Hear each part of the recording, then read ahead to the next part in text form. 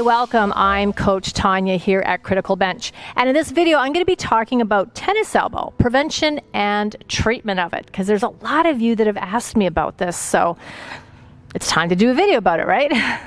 So what is tennis elbow? Well, tennis elbow is basically an irritation and inflammation of the connective tissue that connects your forearm muscle to your elbow.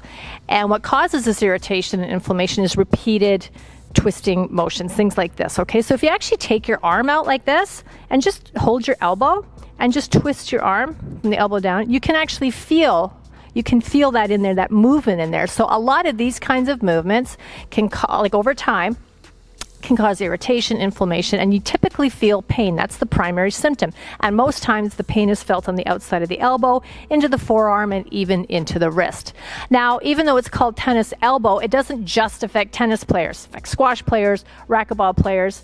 It also affects weightlifters as well. And a lot of that is due to just improper form and technique over periods of time that has never been corrected. So if you ever see somebody in the gym lifting and they've got an elbow strap, it could be that they have tennis elbow, or they're trying to correct bad form and prevent tennis elbows. So that's what that's all about. So you don't just have to be a tennis player to have tennis elbow. It also tends to affect carpenters, okay?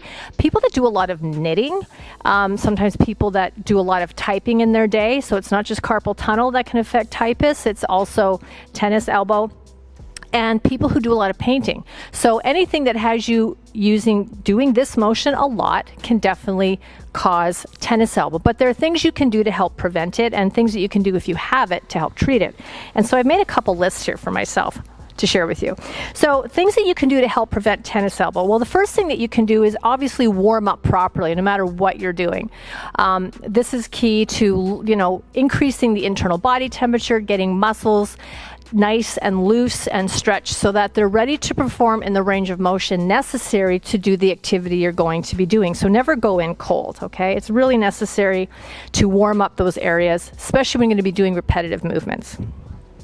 Make sure you're using lightweight tools and rackets. So if you are someone that's a tennis player and you love it and you find you're going to be doing a lot of this, you can go to sports shops and actually get fitted for a really good racket, one that's is kind of suited to you. So it's not all that different than getting fit for a pair of shoes. If you wear shoes that are too small or too big, you're not going to walk well. It's going to affect your ankles, it's going to affect your knees, your hips, your back, is going to affect everything. So if you're really like a really tiny 5'1" girl, you're like a little lightweight and using this big heavy racket, that's just going to increase your risk of developing tennis elbow. So make sure you're using the right tools and accessories suited to you weight wise so that you don't expedite, or that doesn't become a catalyst for this tennis elbow and all this pain and inflammation that you might experience.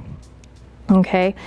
Also, take breaks. So if let's say you've decided to take up tennis and you're playing lots and lots of tennis, when you take those breaks, it's not going to hurt to actually grab a pack of ice and ice your elbow, because that, again, all of that repetitive movement has the potential to create some inflammation. Inflammation is what causes the pain.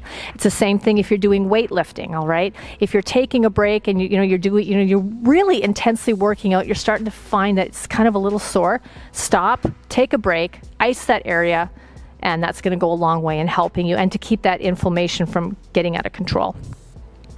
You might also want to, especially I've had this conversation with a friend of mine who is a really phenomenal tennis player. It's all she wants to do all the time. But it might be a good idea to include some other types of exercises that have you moving your arms in different ways. Just to take, when you're doing a lot of this all the time, every day, it's not a bad idea to maybe take a day off and do something else, some kind of CrossFit training, maybe cycling, canoeing, just something else to give your arm a break from those tennis movements, okay? And the same thing for all of you weightlifters as well.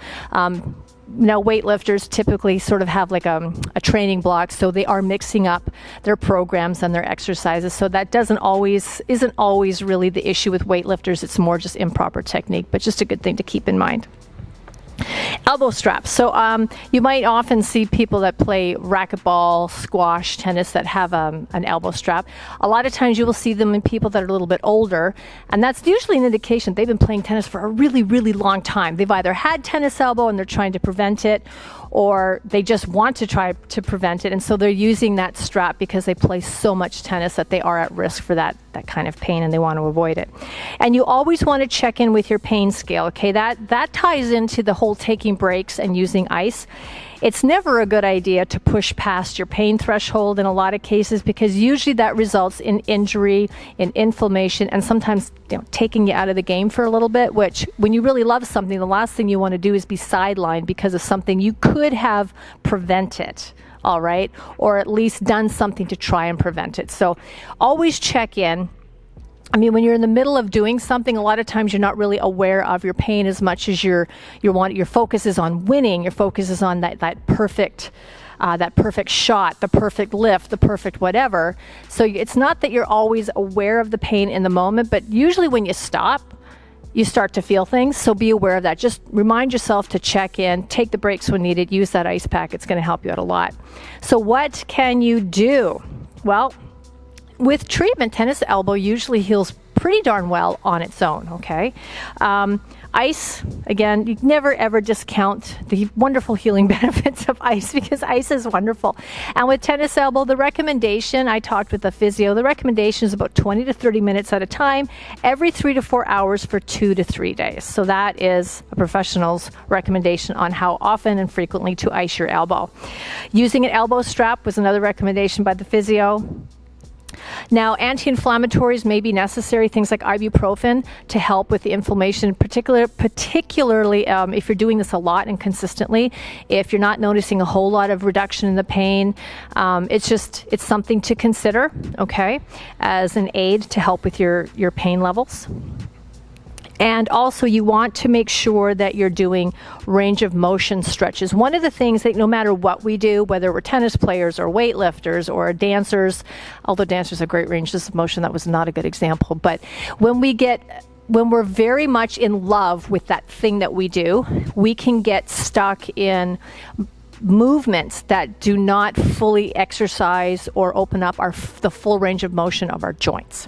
So when you think about tennis, you're not always using the full range of motion in that elbow joint or even in the shoulder joint necessarily. So making sure that your warm up and your post-workout stretching protocol includes stretches and exercises that allow for you to move those parts of your body in its full range of motion. Okay, that's going to really help a lot.